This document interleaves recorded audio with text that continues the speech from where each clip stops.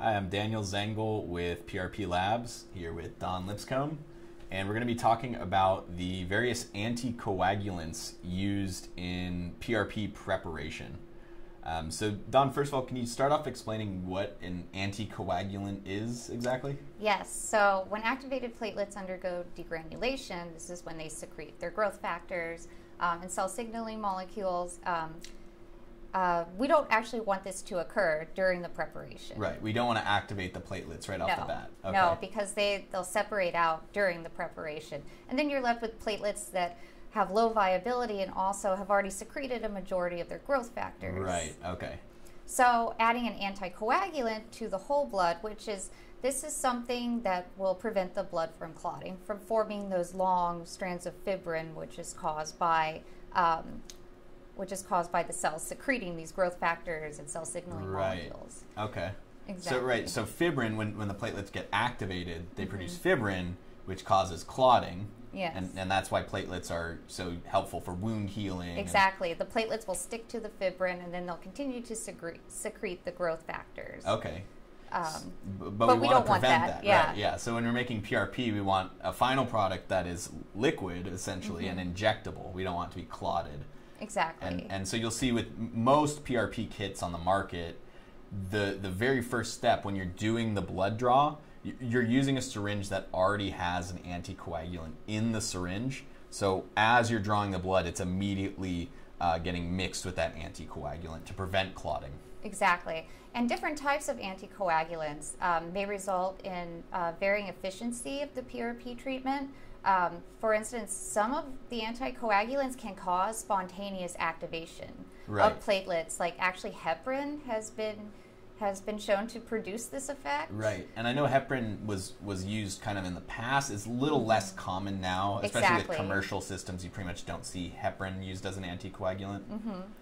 The other three that we're actually going to look at, one study looked at, was citrate, acid citrate dextrose, and another citrate-based compound, which is CTAD. Okay.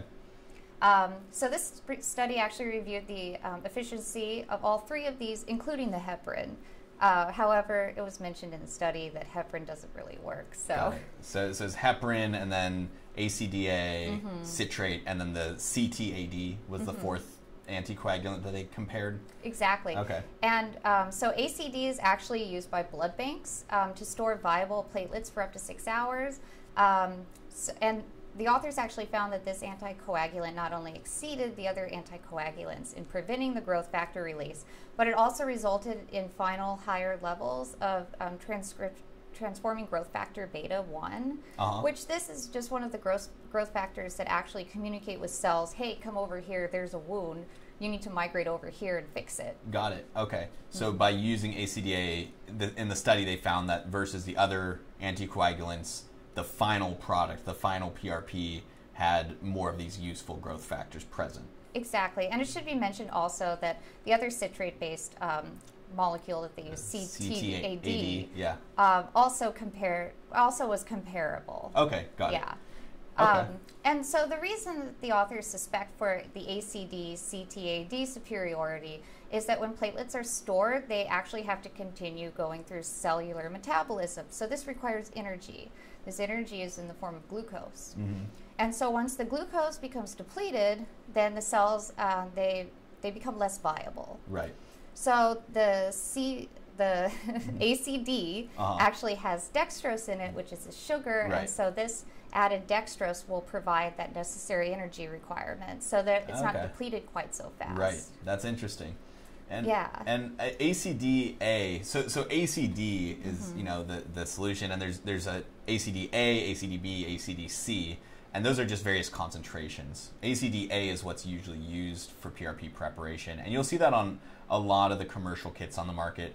The two most common anticoagulants are ACDA and sodium citrate, which I know the study didn't actually compare, but you're going to see those are sort of the two main anticoagulants used in the industry. And there was a study that was done as a third-party analysis. This is out of the Biosciences Research Associates. That's the name of the company that did it. With the lead researcher was Robert Mandel. And they compared the ACDA preparation with the sodium citrate, and it seemed like the sodium citrate was at least comparable. So again, we don't have like a study directly comparing the results, but I think it's worth noting that sodium citrate does seem to be a viable option as well. And this would make sense too, because so the low citrate levels actually help excess lactate production, like lactic acid, what builds up in your muscles and makes them hurt after. Like you feel sore. Yeah, you feel sore. So this occurs at all of our cells, and so this can consequently cause a really low drop in pH, and the low pH can also affect the platelet viability. So the citrate seems to help stabilize it so that the lactate doesn't seem to build up so much and form lactic acid. Oh, okay, interesting. Okay. So a little bit of biochem. Yeah, I appreciate that. Thanks for dropping some biochem on us.